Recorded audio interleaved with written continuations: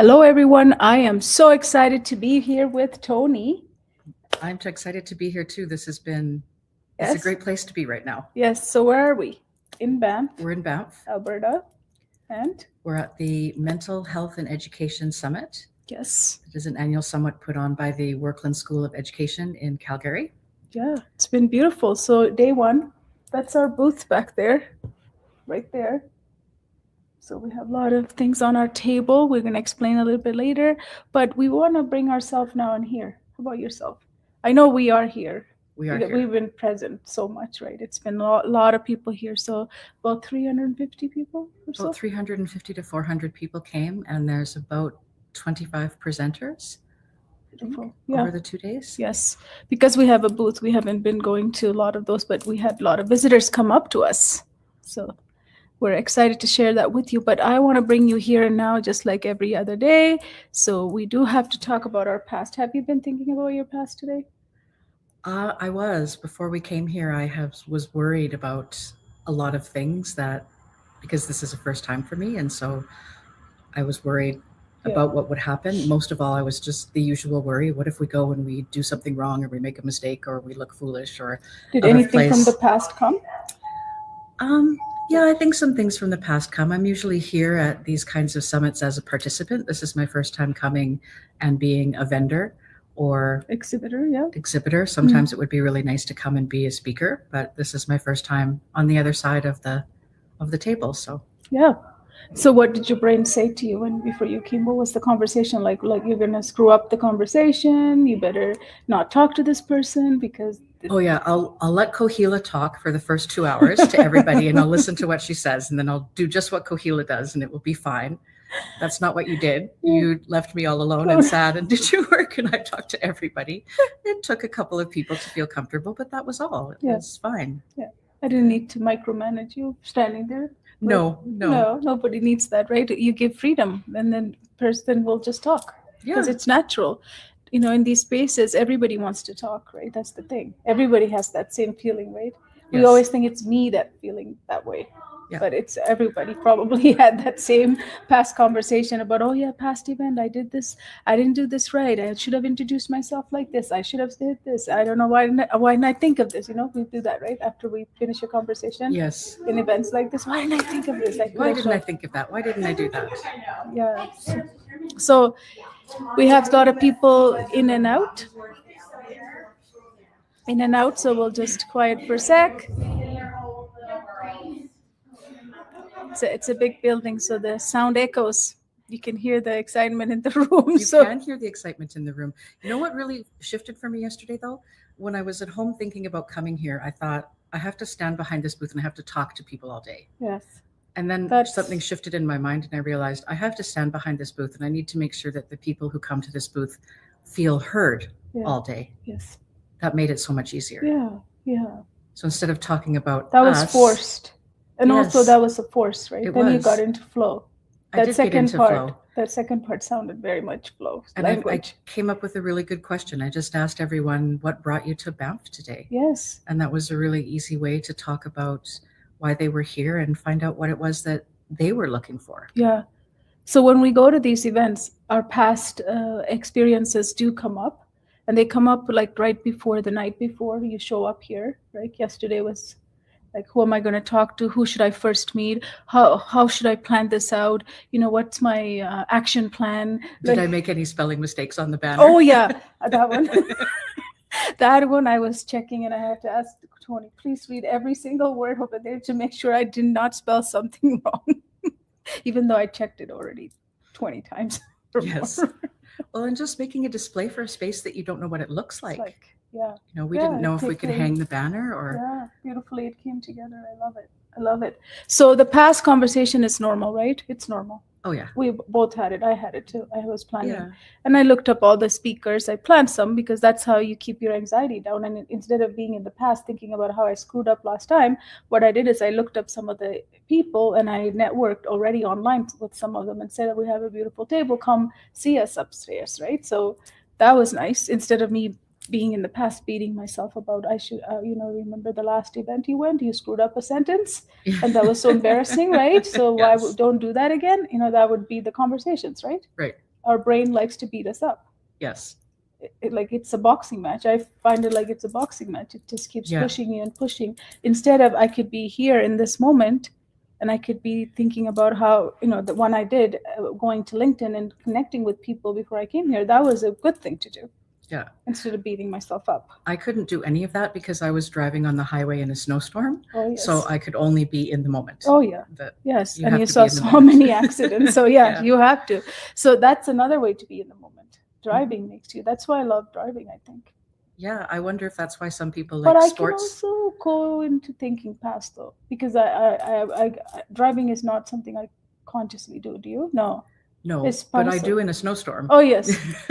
yes. Do not be passive. Be active in No, this it's not the snowstorm. time to just drive on autopilot. Yeah, but my brain does go. Whenever I start driving, my brain's just like, it's like floating. I don't even know where I am. It's Yeah. so peaceful. That's why I love driving. That's Right? That's how my family used to regulate me when I was a child. They knew that, and I still love it. I still love to sit in the passenger seat and go for a drive at night. Yes. It's beautiful. Yes. So bringing ourselves now and here is important. So what can we do with the past? We can only pick up the lessons, right? That's the Yes. only thing available. Yes. So other than that, beating and having a boxing match with your brain is useless because it's spending all the energy that I could spend now and here. That's right. And then another thing that happened probably to you, but to me, is about the future, right? Yes. Like, what are we going to do with all the people we talk here? How are we going to Right. network ongoing? Who am I going to, partner up with or do things with or connect with or ask them to be on this or that, right? The past, future planning. Mhm. But what that does is when you're in an event like this, it takes you out of now and here, Yes. right? And all of that worry, I know right before we presented, I was lying in bed. We'd set up the table and I was lying in bed trying to go to sleep, and my mind was racing. Yeah. And then I realized, wait a minute, you're at the Banff Center at the Mental Health Summit as an exhibitor. And I just started smiling. And once I realized where I was and what I was doing, I stopped worrying about the future because this is something that I've wanted to do for a long time. Yeah. So relish the present. Don't Yeah. worry about, it's so easy to stay, as soon as you get somewhere, you think you need to go to the next level and you worry about that. And taking that minute before I went to sleep to go, wait, and a big smile came over my face. And I think that's probably when I fell asleep. Yes. So worrying about the future, projecting the past. Have you ever done that? I do that. Yeah. We all do that, right? Like thinking through the past. You remember last time you did this at this event? So this time you better not do this because, and then here are things you should do next time. Like, but what about right now? Yes. We always talk about this time, last time, next time. I was absolutely certain that when I retired, I was not going to want to be a substitute teacher. I was adamant. I'm not going to be a substitute teacher. Yeah. And I've gone back to be a substitute teacher. What I thought being a substitute teacher was when I first graduated from university and I was trying to get a contract and I didn't know what to do and didn't know how to manage classroom behavior. I'm a fantastic sub now and I'm really enjoying it. Yeah. Especially with the coach training. It's so easy to go into a classroom, and if the classroom is behaving the way they do when a substitute teacher is in the class, that only lasts for about an hour. And you bring them now and here. I address it. I bring them now and here. I connect with them. Yes. And then everything flows. Works very well for the rest of the day. Yeah. Flows. Yeah. It's a different type of, your energy is different. It is different. Yeah. So that reflects back to them, right? I'm not striving anymore. I'm just enjoying being able to be there with them. Yes. So being here and now is the only place we can learn. Right? It is. Every one of us. And this is the only place we can live and lead ourselves and others. Right. But except we tend to go everywhere else. So that's why this moment is so important. There's no other moment in our life that's important than this one right here. So another thing that we want to do to bring ourselves is breathing. We've always done breathing. So I want to today model something different because breathing, I do this every day. So I've shown them the breathing technique, right? Right. What about the pulse? Yes, the calming pulse. With the pulse. Yeah. Borrowing each other's energy. So that yourself or your child or your student even, and if you can't touch your student or somebody else and they don't want to be touched, they can do it to themselves like this, back onto their own nerve system, right? The pulse, so that they can calm. I always sit like this. If I'm in meetings, I sit like this. I'm going to try that. Yeah. I'm going to try that. It just makes it a circuit, full circuit. If you do this, it's a full circuit. Oh, good idea. Yeah. I'm going to try that. So Next before time I I'm nervous, speak, I'm going to try that. before I speak, or if I'm thinking, or if I'm in a room that's new for me, this is a good posture to be at. It's beautiful. Yeah. It's Ah, comforting. hacks. But if you could do it, with another person, then you find their pulse. Oh, let's go here. This way? Okay. Yeah. So she would find mine, and I would find hers. Okay. Yeah. Got it? Yeah. It's like this, right? Good Yeah. here. Okay, so we would find each other's pulse, and then if we quiet down, we can really sink into each other's rhythm. And eventually, we would both start moving and breathing and sinking into the same rhythm. And what that creates is a calm effect, just like the breathing. So it's very beautiful to use it anytime. We think we have to talk to our kids, right? But sometimes when we're so excited and we're in an argument or we're in a situation, talking is the worst thing you can do. Singing, however, It's better. when you sing together, they've noticed that when they put people together to sing Yes. and they measure their brainwaves, the people that are singing together, their brainwaves synchronize. Yeah. And that is I think preschool teachers understand that. Some of the best preschool teachers I've ever seen have a song for every transition, and all the children sing along. And I think that's just a way they were regulating their class. Yeah, it's beautiful. So as you can see, I'm already calm. I don't know about you. Mm-hmm. I am. Yeah, it just works every single time.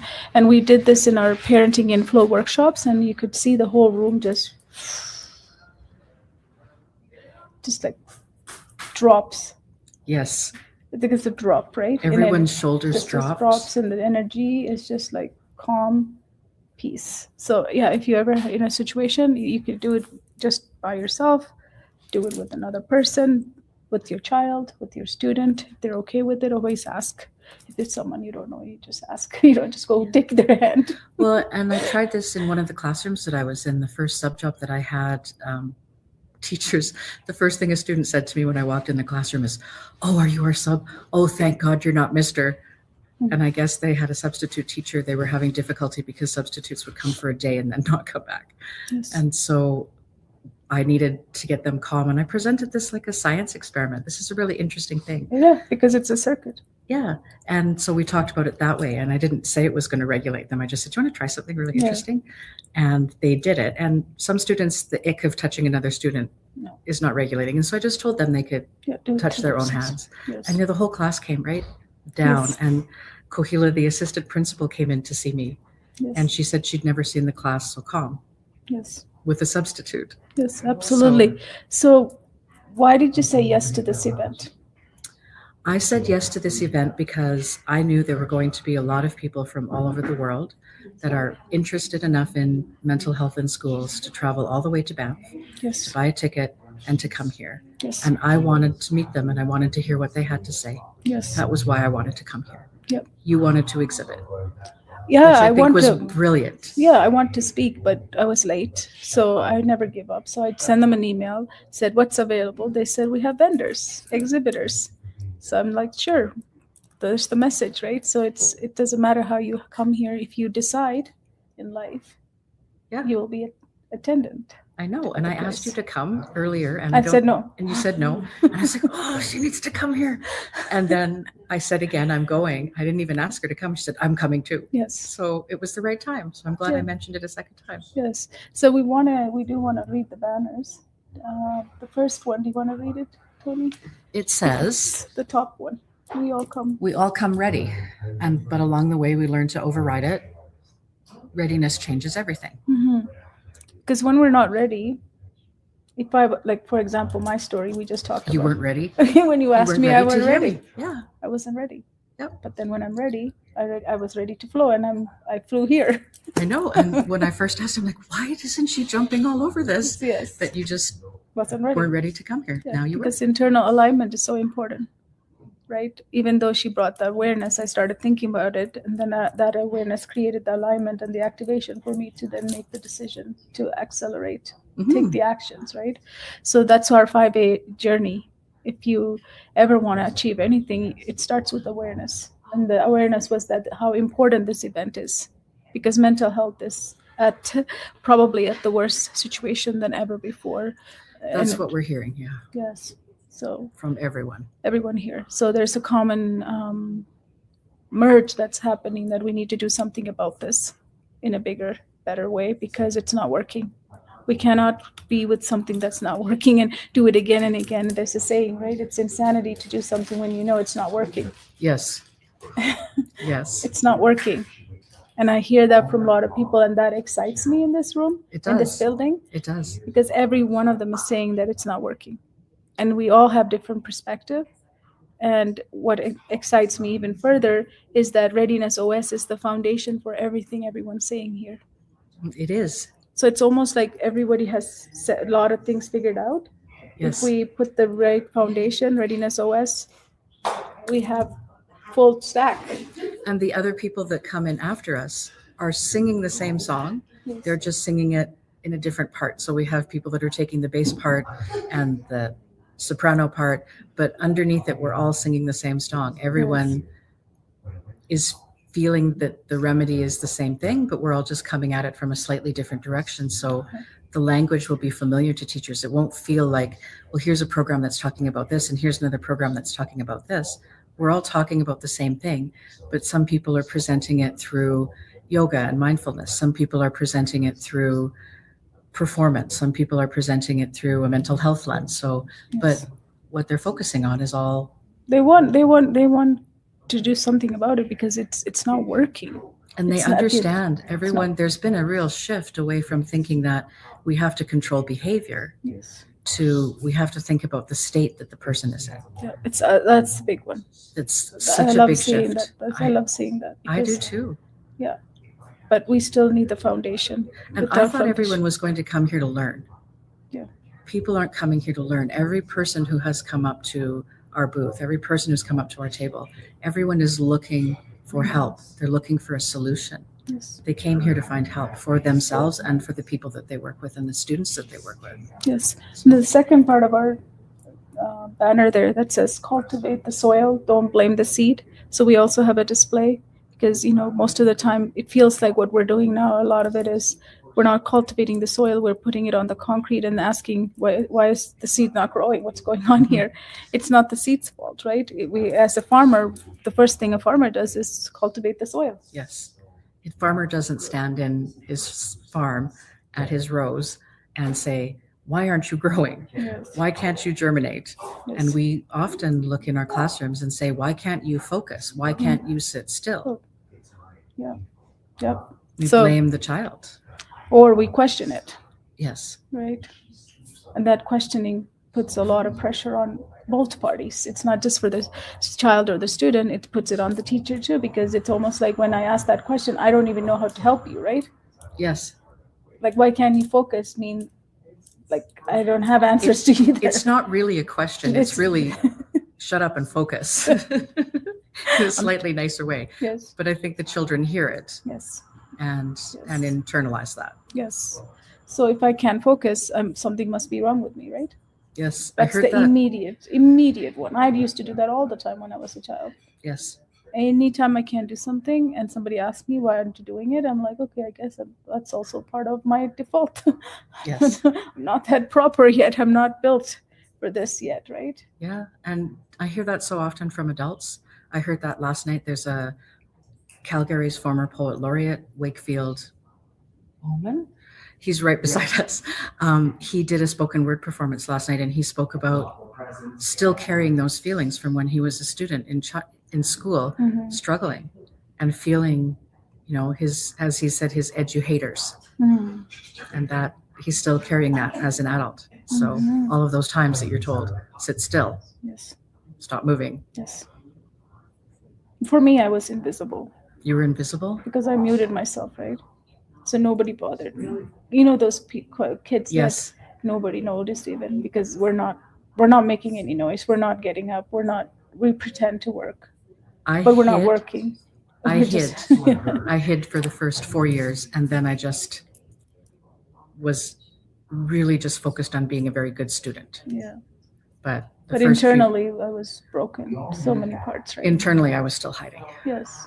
That's why muting helps, because Yeah. then then nobody knows. They just think, oh, she's shy, to leave her alone. I didn't talk much either because Worried. I used a very high level of vocabulary in school, Oh, and that was unsafe. yeah. I didn't have any. That was also unsafe. Yep. Well, we were just slightly different. We're opposite on end. Just very slightly different from everybody I think else, which was terribly unsafe. That's not a good condition I for didn't learning. have the words to speak, so I just said, this is the best way for you to remain. Don't speak. So the last one there on the bottom is the river. River is meant to flow, and so are we, right? You know, flow is so beautiful to live by, Absolutely. right? But until something blocks us, and then there's two displays that there are on the table there. One is a river that's flowing, and the other one has all these rocks that stops the flow. And that's how we have to think of our life, right? Yes. We're flowing until we gather all these rocks, and we gather them. We do. As we grow, we gather, and we don't even know we're piling them. We don't even know they're there because they Yeah. live in the part of our brain that we're not Yes. aware of. They're Yeah. in our subconscious often. Yes, most, yeah. Yeah, and then that's why coaching is so important. The proper coaching, if it's done right, it pinpoints exactly what block is the dominant one, because there are dominant ones and there are, yes, right? So when you can pinpoint it, it's so amazing to see the person recognize it and go, oh my goodness. We wrote the that name. makes so sense, Yes. right? That makes sense. That I was- relief. Last night I was writing the words. So on each of, we have these smooth river rocks, and they're big enough to write on. And so I was writing on them with a felt marker, and I got to perfectionism, and I didn't have enough space to write perfectionism, and it sort of went around the rock. And so I turned it over to do it again, because that is one of the blocks that I have. Yes. So we laughed about that. And then I did another rock says procrastination. So I thought I would leave that one to the very end. Yes. Yes. Yeah. So I'm hoping that when people come up to the table, they'll see those rocks Yes. and see something of themselves Yes. in those rocks, and realize just in that moment, maybe it's not something that's my fault.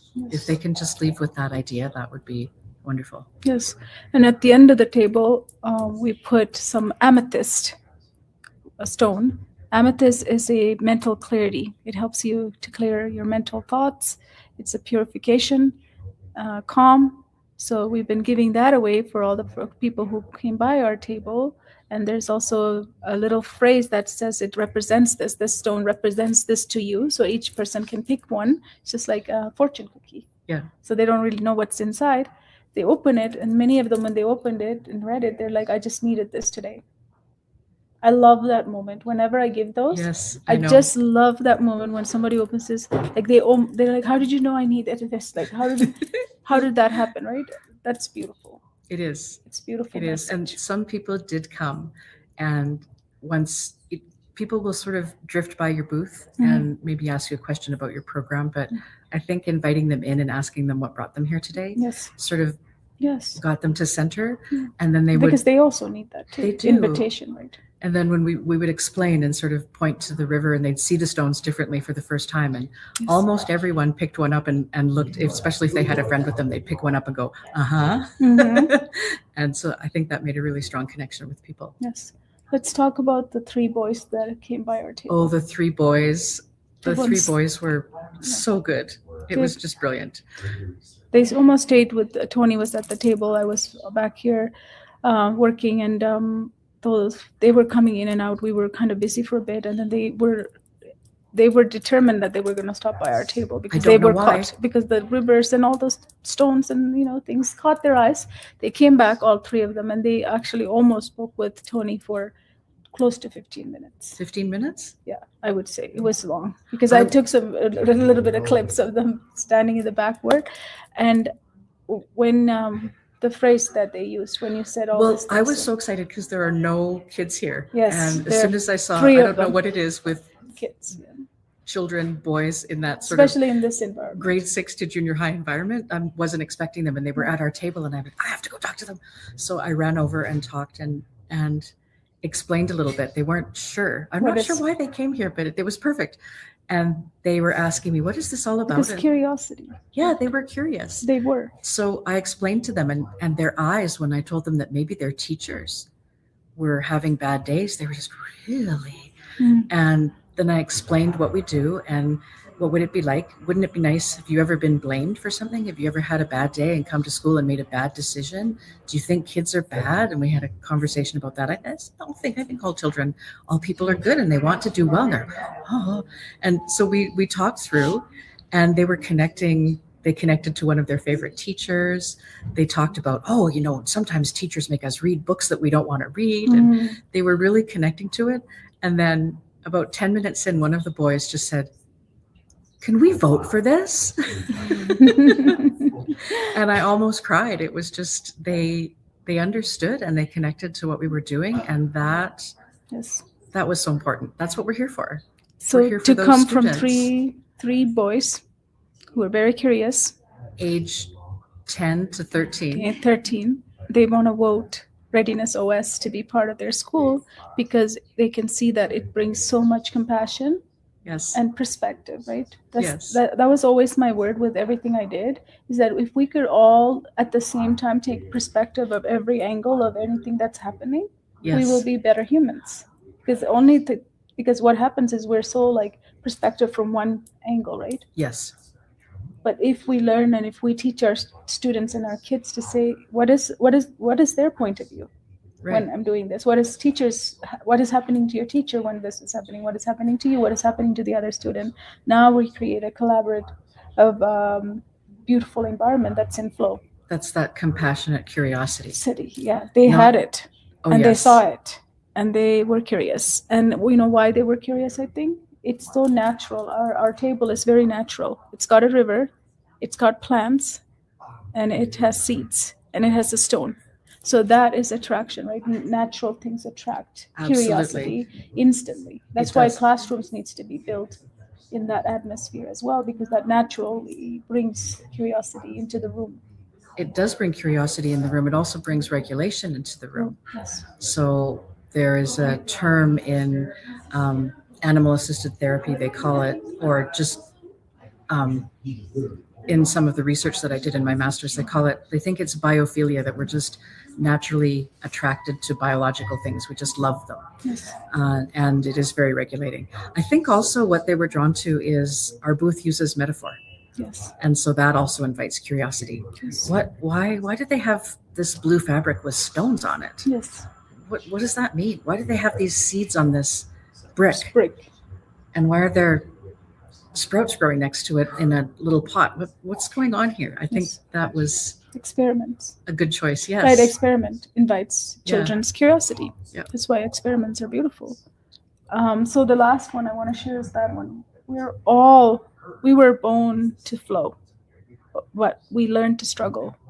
Let's change that. And that's what we're all about, isn't it? At the Holistic Success Coach and all the coaches who are part of this movement to end human suffering and serve 1.5 billion humans by 2035. That's what we're all about, because we are here to flow. We are. We were born to flow. One of the conversations I had with the boys was, I said, why is learning hard? Because you're children and children are born. Your brain is programmed. That is your biological program. When you're born, you have to learn to survive. Yes. If children are not learning, what are we doing wrong? How did we override something that is so along the way we learned to override it?